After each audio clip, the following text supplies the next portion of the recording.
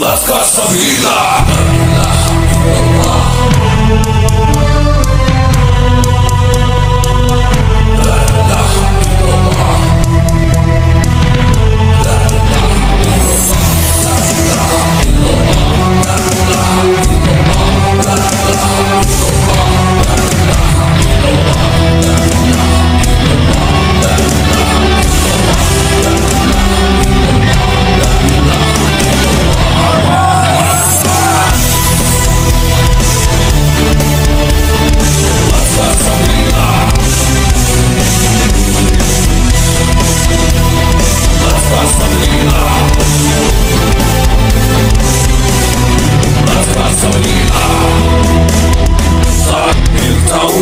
Membelah langit, mengguncang bumi, menggetarkan hati.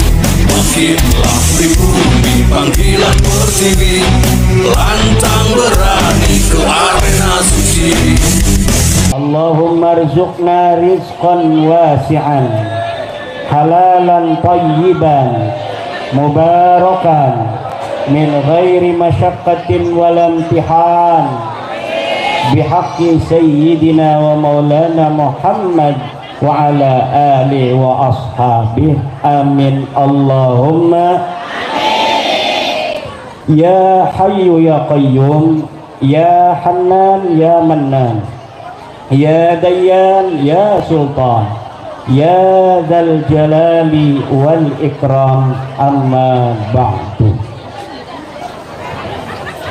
Maka yang saya hormati sahibil bait Kiai Haji Samsud Duha,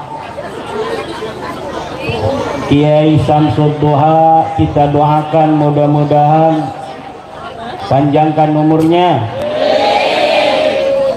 ditambah rizkinya, ditaikkan derajatnya. Jangan tambah istrinya megawat. Juga yang saya hormati pimpinan pusat Perjuangan Wali Songo Indonesia Kiai Haji Riyad Mustafa dari Sragen, pimpinan wilayah PWI LS Jawa Tengah Kiai Salim, Ketua PWI LS Kabupaten Grobogan, Panglima Laskar PWI LS Grobogan Gus Jibril, juga hadir para kiai-kiai dari Ngawi, guru kita dari Ngawi, Kang Mas Kamal, moga-moga panjang umur, sehat badan, tambah gemuk, amin. Sahabat-sahabat Banser yang luar biasa, malam hari ini mengawal saya dari mulai pintu gerbang sampai ke Pondok Sohibul Hajah, Sohibul Bait, dan seluruh para kiai-kiai yang hadir, yang tidak dapat saya sebutkan satu persatu. Bapak Wakil Bupati Grobogan yang telah memberikan sambutan, Bapak Camat, Bapak Kapolsek, Bapak dan Ramil, ibu-ibu, baik ibu-ibu yang pakai kudung kuning maupun kudung coklat, kudung merah, kudung belang-belang, semuanya yang saya cintai. Tidak lupa saya ucapkan terima kasih kepada ibu-ibu yang lagi ngulek. Moga-moga barokah, banyak duitnya, amin ya Allah ya Rabbal. Malam hari ini acara Muharram juga santunan yatim piatu.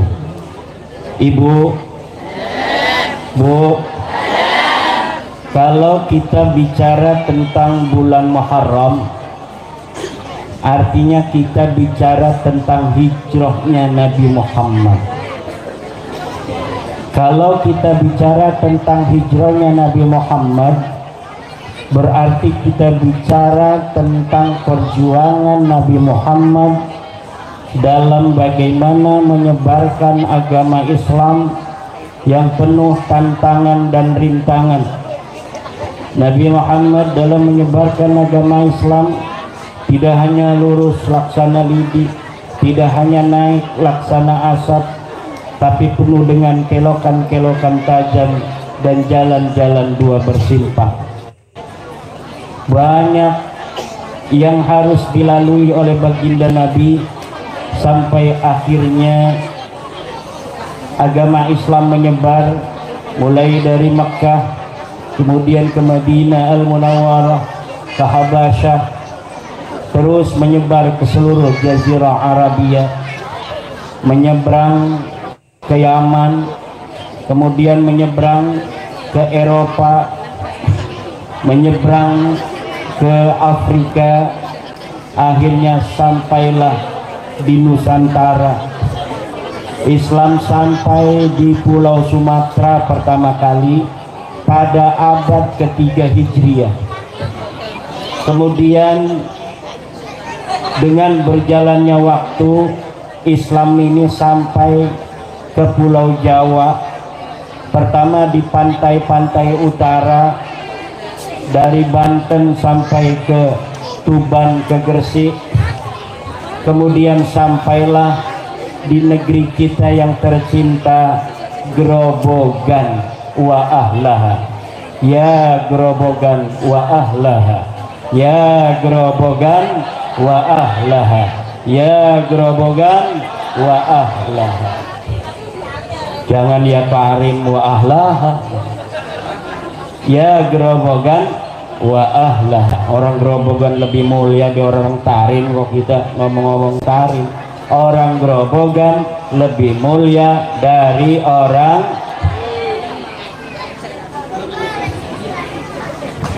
Nabi Muhammad dan sahabat sampai hijrah ke Madinah. Kenapa Nabi Muhammad sampai hijrah ke Madinah? Padahal negeri Makkah adalah tempat Nabi Muhammad dilahirkan, tempat Nabi Muhammad dibesarkan, tempat Nabi Muhammad mendapatkan belayan bunda, tempat Nabi Muhammad bermain dengan teman-temannya. Tapi kenapa negeri Makkah yang sangat dicintai oleh baginda Nabi Muhammad kemudian tega, rela ditinggalkan oleh Nabi Muhammad dan sahabatnya? Harta para sahabat ada di Makkah, keluarga para sahabat ada di Makkah, teman-temannya ada di Makkah. Tapi kenapa para sahabat Nabi dan Nabi Muhammad rela untuk meninggalkan Makkah, tempat yang ia cintai dengan sepenuh hati, dengan sepenuh jiwa? Jawabannya adalah karena ingin menyebarkan agama Allah, karena memenuhi kewajiban perintah Allah untuk menyebarkan agama Islam, menyebarkan kebenaran risalah Allah.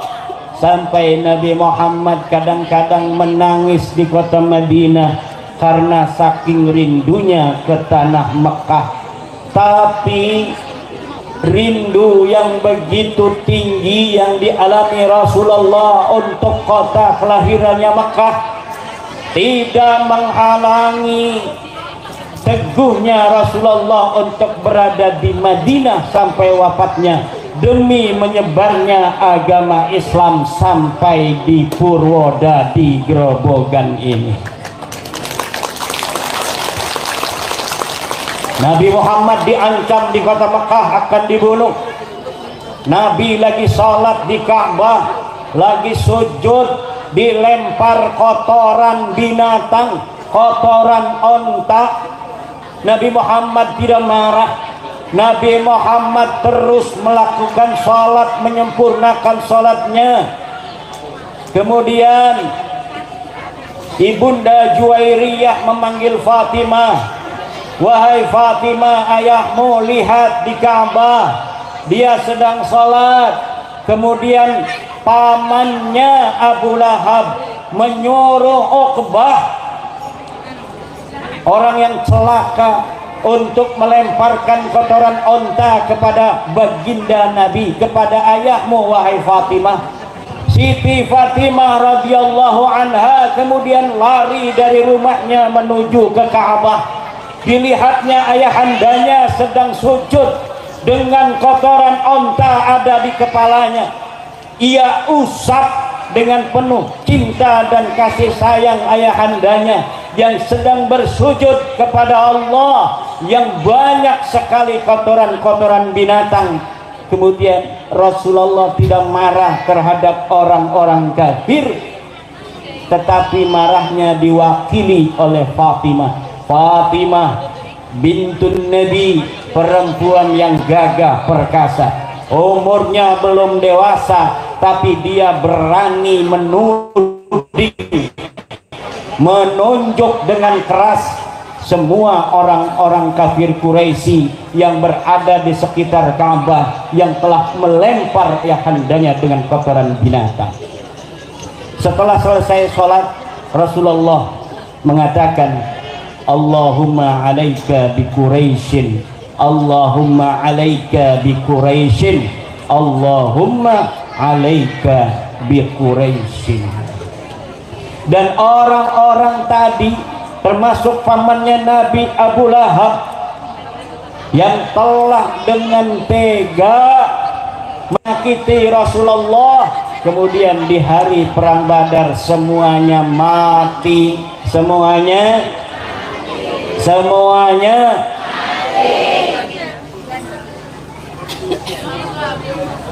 kemudian Nabi Muhammad juga didatangi oleh pamannya Abu Talib.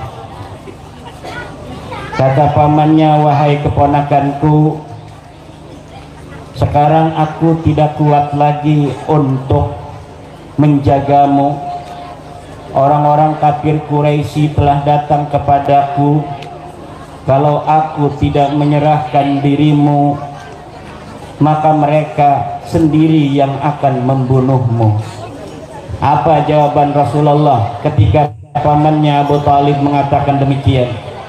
Ya ammi, law wada'u asy-syamsa fi yamini wal qamara fi shimali ala an atruqa hadzal amra ma taraktuhu.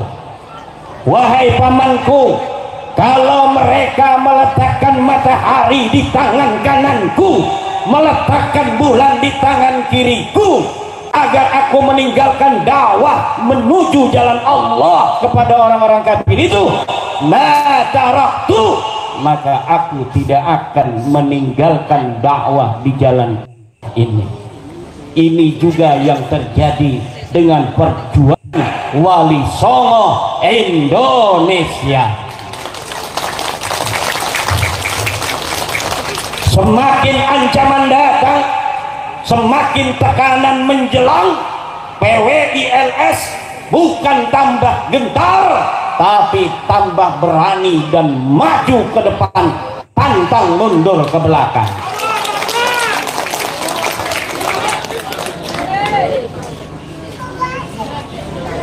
Akhirnya pamannya Abu Talib, yang tadinya Abu Talib mulai lemah, ketika melihat keteguhan keponakannya, kemudian pamannya mengatakan kepada Rasulullah Muhammad sallallahu alaihi wasallam, ya ibna akhi, ya ibna akhi, ma sallamtuki abadan, aku tidak akan menyerahkan kamu abadan, selamanya.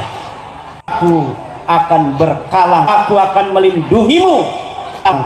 Walaupun pamannya ini Abi Thalib sampai wafatnya tidak pernah terdengar masuk ke dalam agama Nabi Muhammad secara terang-terangan, belum pernah terlihat dan terdengar beliau bersyahadat asyhadu an la ilaha illallah wa asyhadu anna muhammadar rasulullah. Jadi kadang-kadang ada yang menunjukkan keberanian seperti Umar ibn al-Khattab, seperti Hamzah bin Abdul Muttalib. Ada yang walaupun dia sangat penyayang tapi dia berani seperti Abu Bakar As-Siddiq. Abu Bakar As-Siddiq itu pemberani tapi penyayang. Dia berani tapi kadang nangis. Ketika dia bersama Rasulullah berjalan, Rasulullah ada yang memegang dengan sorban kemudian ditekek Rasulullah. Abu Bakar berdiri di hadapan orang tersebut untuk melindungi Nabi Muhammad tapi sambil menangis. Wa huwa yabki, diberitakan dalam hadis Sayyidina Abu Bakar walaupun dia berani tetapi hatinya lembut. Dia berantem, siap berantem tapi sambil menangis. Itulah hati lembutnya Sayyidina Abu Bakar Siddiq radhiyallahu anhu. Ada juga orang yang mendukung Rasulullah tetapi tidak menampakkan.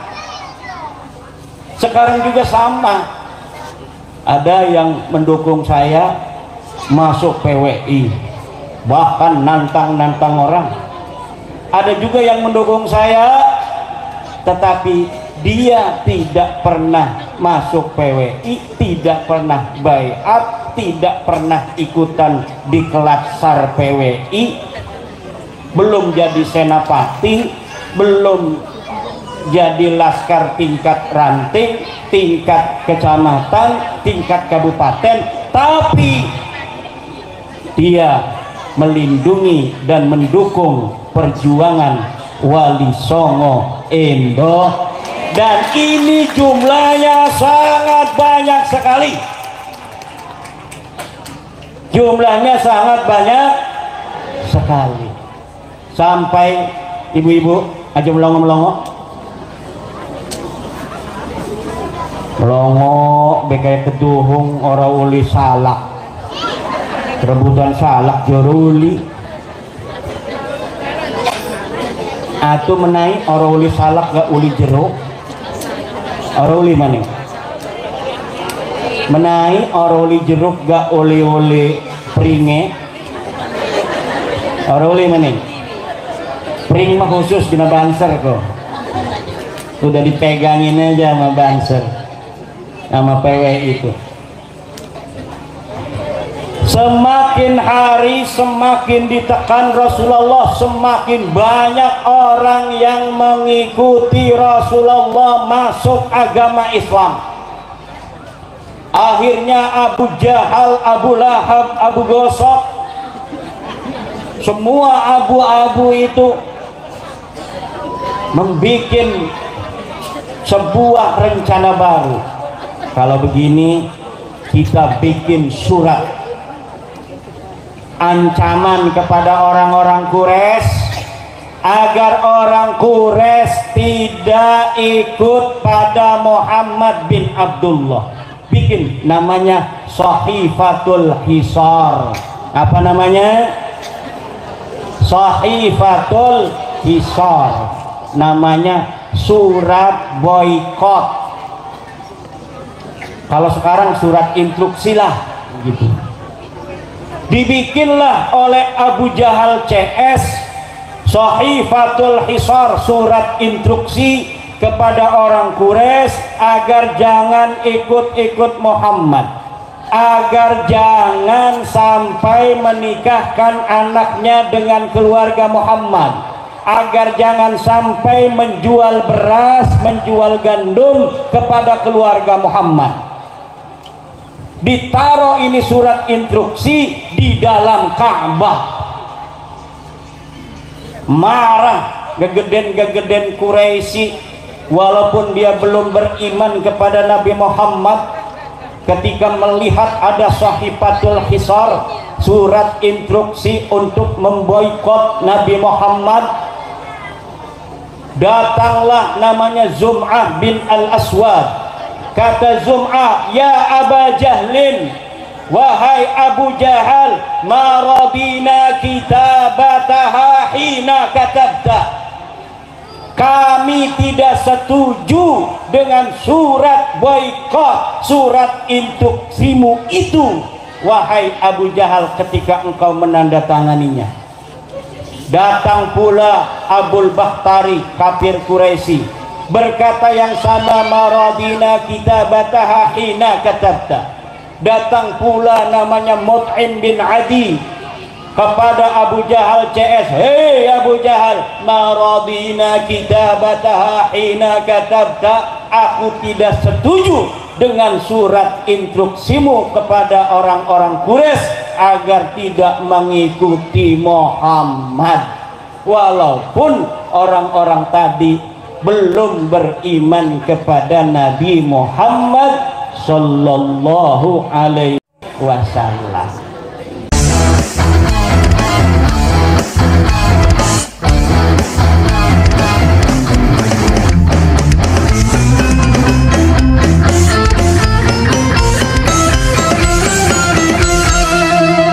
Jadikanlah hidup lebih berarti, jadikanlah laskar sang pemberani, membela ulama kiai pribumi, Rahwali Songo pewaris negeri. Gelora jiwa ini tak tertandingi, jangan coba-coba mengganggu negeri. Ulama kami terhina, kami pun tak terima, siap jihad jadi semboyan kita. Kami adalah laskar sabilillah, pecinta Wali Songo dan para anbiya, pewaris peradaban Islam di Nusantara hingga berkibar bangsa Indonesia. Kami perisai para ulama, sepenuh hati korbankan jiwa dan raga. Bila nanti tertulis jihad pilihan kami, Syahid bela agama dan negara. Kami terlahir di bumi pertiwi, terpatri suci sejarah negeri, korbankan darah nyawa leluhur kami. Jangan kau coba rubah dan kau pecundangi.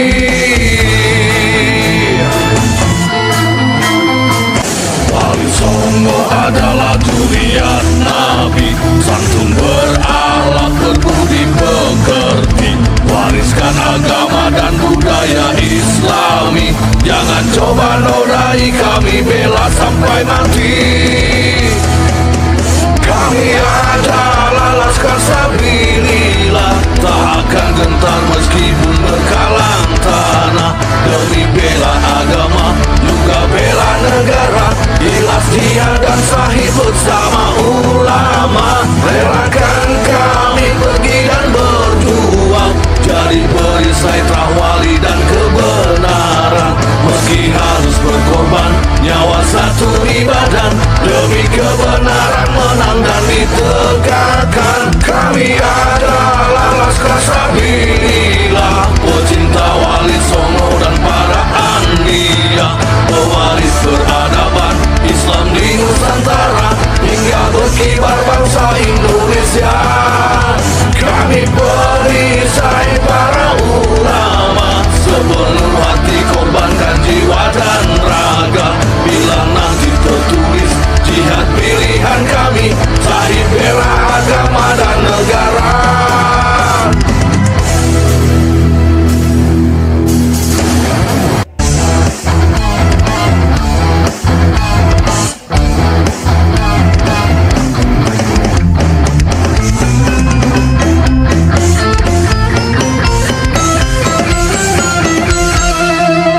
Jadikanlah hidup lebih berarti, jadikanlah laskar sang pemberani, membela ulama kiai pribumi, Rahwali Songo pewaris negeri.